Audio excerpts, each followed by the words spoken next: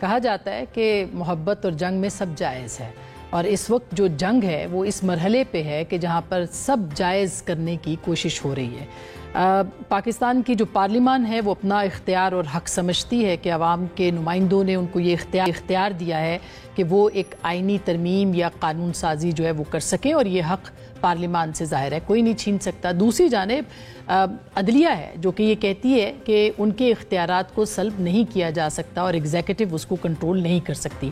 یہ ایک جنگ ہے، اور اس بیچ میں پاکستان کے تلخ حقائق ہیں، ماضی ہے جس میں بہت سارے اعتراضات اور سوالات ہیں، ایک گٹھ جوڑ ہے جو کہ اسٹیبلشمنٹ اور عدلیہ کے بیچ نظر آتا تھا، اور گزشتہ کچھ برسوں سے جوڈیشل ایکٹیویزم ہے جس سے کہ پاکستان کے وزرائے اعظم کو گھر بھی جانا پڑا ہے۔ اب ایسی صورتحال میں یہ جو 26ویں آئینی ترمیم کا معاملہ ہے یہ بہت اہمیت اختیار کر گیا ہے۔ اگلے چند ہفتے اور شنگھائی تعاون تنظیم کے بعد خاص کر کے ممکنہ طور پر 18 تاریخ کو یہ آئینی ترامیم کا جو مسودہ ہے یا جو اس کی جو تجاویز ہیں یا ترامیم ہیں یہ پارلیمان کے پلیٹ فارم کے اوپر پیش کی جا سکتی ہیں۔ اپوزیشن کہتی ہے ہم ہونے نہیں دیں گے، حکومت کہتی ہے ہم ہر صورت کریں گے، پیپلز پارٹی کہتی ہے ہمارا آئینی حق ہے، عدالتوں کے اندر جو معاملات ہیں وہ ایک اور صورت اختیار کر گئے ہیں، اور اب ایسے لگتا ہے کہ منصور علی شاہ صاحب سپریم کورٹ کے چیف جسٹس تو ہوں گے لیکن شاید آئینی عدالت 25 تاریخ سے پہلے بن جائے، جس کا اندیا آج اب سے تھوڑی دیر پہلے بلاول بھٹو زرداری صاحب نے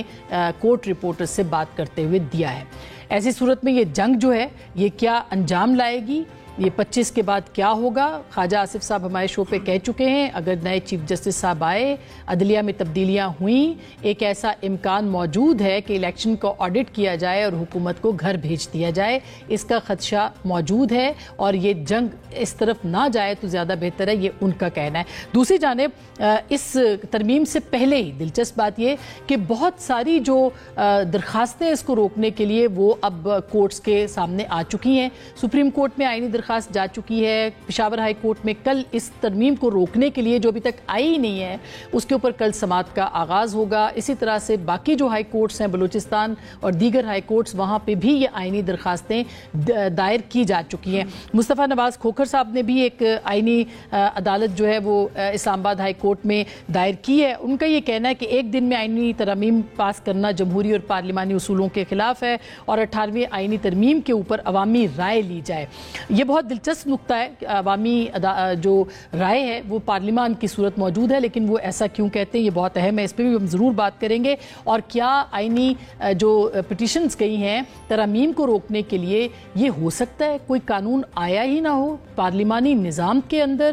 کیا یہ ممکن ہے؟ اس کے اوپر کوئی سرپرائز آ سکتا ہے؟ اس کے اوپر بھی بات کریں گے آج کے اس پروگرام میں، اور اس کے ساتھ ساتھ یہ بھی آپ کو بتاتے چلیں کہ پاکستان کی جو معیشت ہے اس میں بہت اچھی خبریں آ رہی ہیں۔ اب سے تھوڑی دیر پہلے سعودی وفد پاکستان پہنچا ہے جو کہ $2 ارب کی سرمایہ کاری کرے گا پاکستان کے اندر۔ بیرون ملک جو پاکستانی مقیم ہیں انہوں نے ریکارڈ ریمیٹنسز یعنی جو ترسیلات زر ہیں وہ پاکستان بھیجی ہے، تقریباً $7 ارب جو کہ ایک IMF بیل آؤٹ پروگرام کے مطابق بنتا ہے، اس کے پیرلل بنتا ہے، وہ پاکستان آیا۔ اسی طرح سے جو مختلف چیزیں ہیں وہ ہو رہی ہیں، ڈالر کو استحکام ہے۔ آج سٹاک مارکیٹ نے ریکارڈ بلندی جو ہے وہ حاصل کی ہے، 84,000 کی نفسیاتی حد کراس کی ہے آج سٹاک مارکیٹ نے۔ ایسے میں یہ آئینی اور جو سیاسی بحران ہے یہ کیا ہو سکتا ہے اور حکومت کو کیوں خطرہ ہے سپریم کورٹ سے